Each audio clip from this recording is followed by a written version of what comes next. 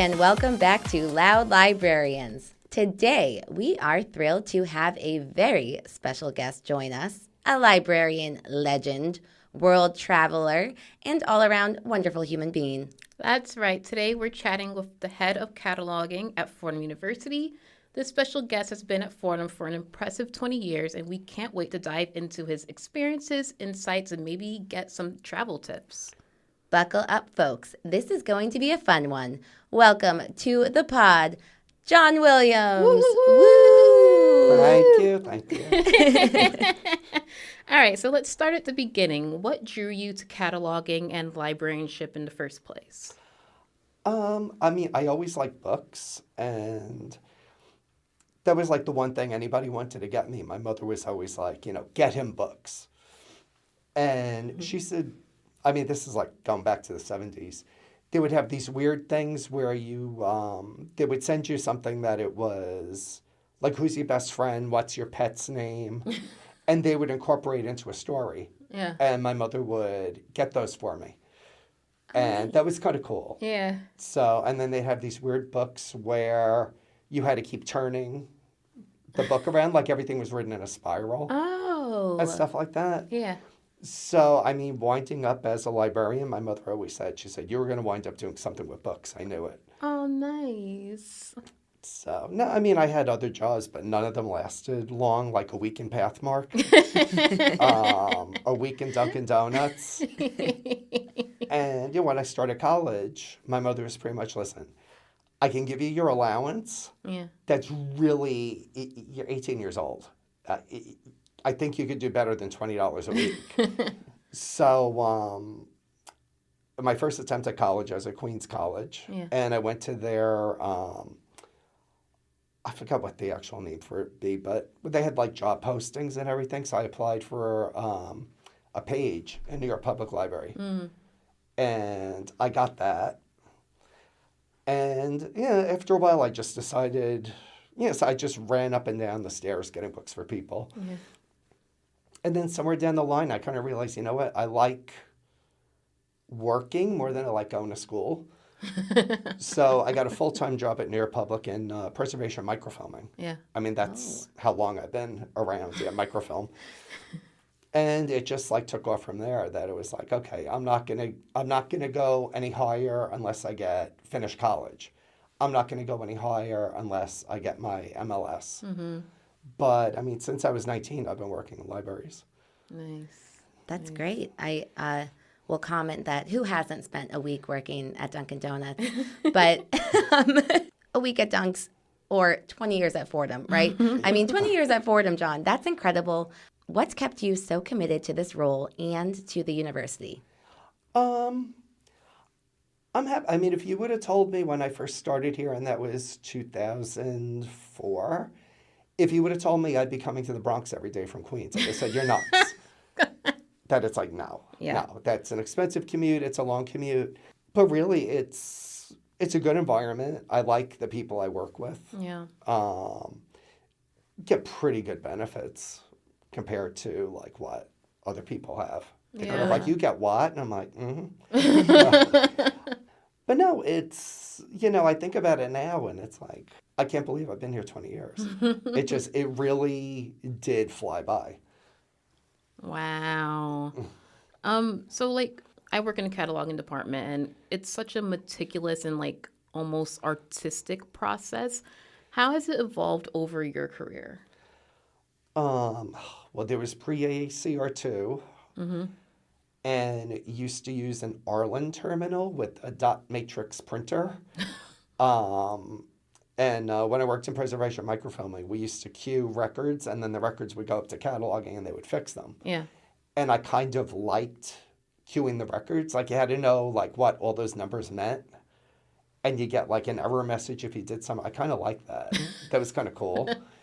But then we went into AICR2. Now we're into RDA. Yeah. So it's the standards are always changing. Yeah. Not always. Really. I don't know. It seems like it's every 5 years or so. Yeah. Yeah. Yeah, to come up with something else. Yeah.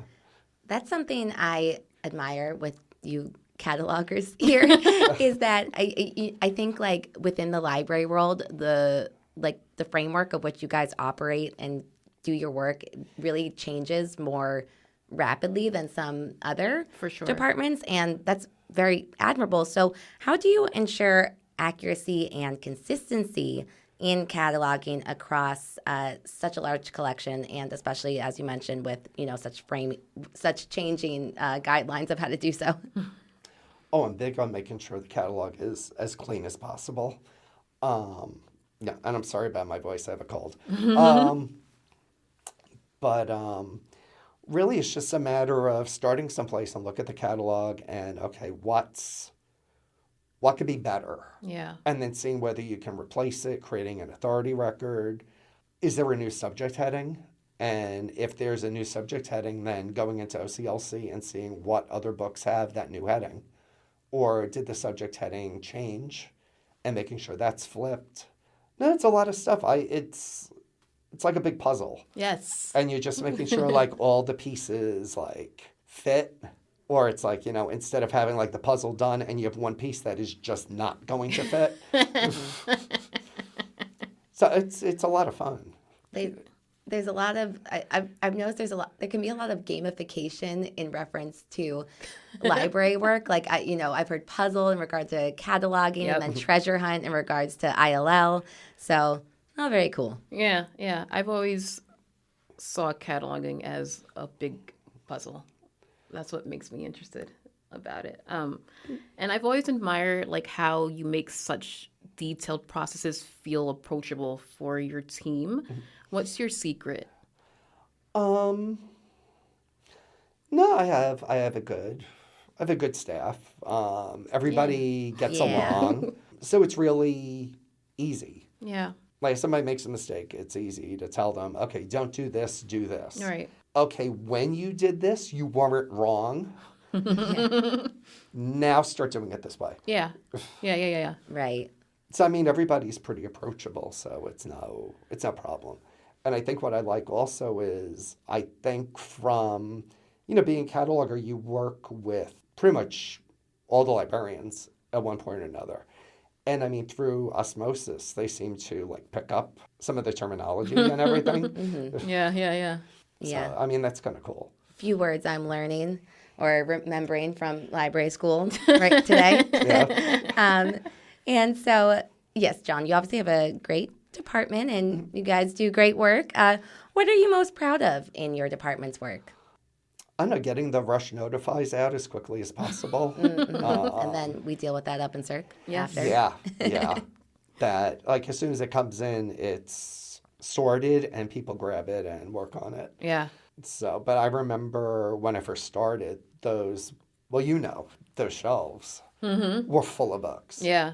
And we had a lot more people. And it was always full. Yeah. But yeah, I mean, to the point where if it wasn't a rush notify, people used to pick and choose which ones they would take. Mm-hmm. Yeah. Now it's kind of like, this 10 bucks, just grab them. Mm-hmm. For sure. Yeah. For sure.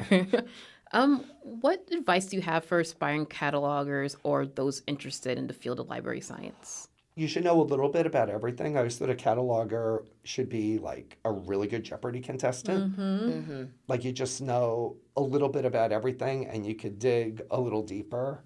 Reach out to different people who have a different like knowledge set than they do. Across the board, nobody's ever like turned me away when I've had a question. Yeah. Even I had a book in Syriac and a faculty member helped me with that. Yeah. Because I'm like, I don't know what this is. I know it's not Hebrew and Arabic, so I'm going with Syriac. Yeah. Right. Internships, I know it's really popular now that it's like, why would I take an unpaid internship? I think in the library world, what you do is you'll wind up having a mentor who's going to look out for you and help you with jobs. They'll usually give you some kind of project to work on, so you have something that you could say, I worked on this. For sure. And I love being a reference when people, can I use you for a reference? And say, you don't have to ask. Yeah. No, that's great. I think, definitely being a good Jeopardy contestant is good advice for a librarian. I learned that John Williams has written some great blog posts for the library blog. Yes. And I discovered that certainly, I mean, in all aspects of library work, but in your blog posts of just the puzzle aspect of knowing who's who and what's what throughout time and history and knowledge is very crucial and important in your work. Someone comes to you asking for George Washington, the inventor of peanut butter, and you should know that they are referring to George Washington Carver, for example. But John, we know you are not just a cataloging wizard. You're also an avid traveler. I believe you just got back from a new vacation. So what's the most memorable place you've visited? Myanmar, a couple years ago. Namibia. Oh. Japan I did last year. Japan was awesome. Oh, yeah, I'm sure. Japan was everything I expected and more. Oh, man. It was really cool. I mean, Australia I've been to twice. But Oh, really? I mean, yeah. I went one time. I'm too old now.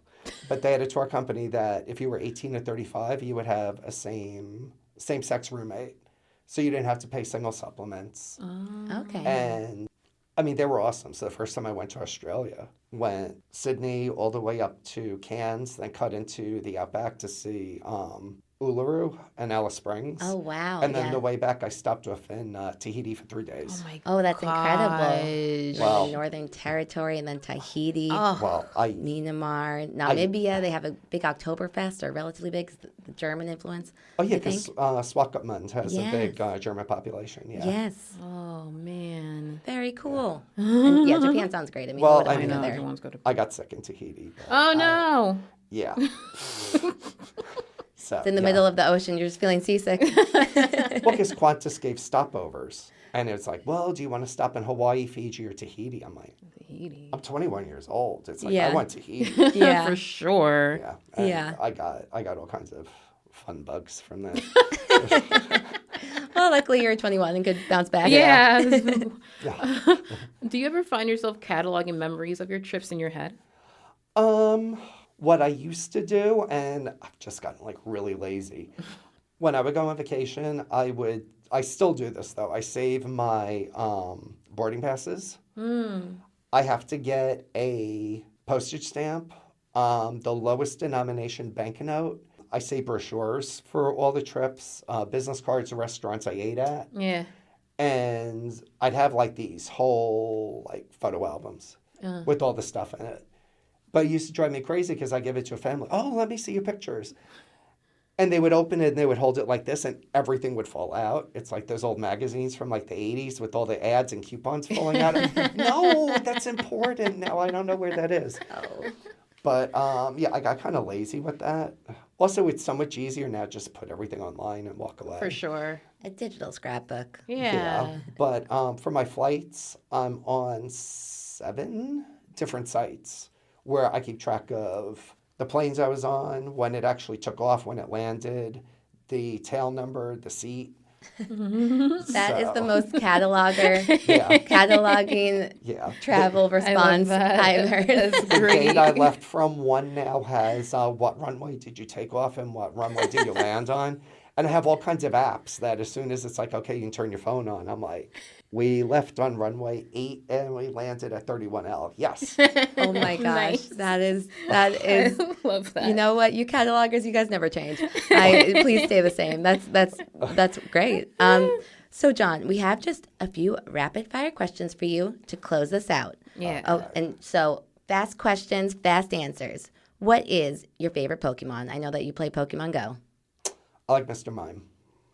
Okay. Yeah. Just because I like how annoyed he gets when you throw a ball at him and it misses. Favorite breakfast food? Oh, God. That's a crunch. Oh. I like that. Favorite book, because we work in the library and we like librarians. books. The historian, I forgot her name, but it's like a Da Vinci Code dealing with Dracula. Ooh, very cool. I'll write that down. Dream travel destination you haven't been to yet? Uzbekistan. I was traveling via Google Maps there the other day, which is something I do sometimes. See the Silk Road, yeah. Yes, fantastic. Nice. Well, John, thank you so much for joining us. You've been a one of our wanted guests on this podcast for, what was it, 4th season in? Yes, Yeah. Very long time coming Yeah, now. so finally it's happened. Yeah. Well, thank you so much for having me. This is fun. Yeah. Follow us at Loud Librarians on the pod, on the gram, and we'll see you next time. Bye, guys. Bye.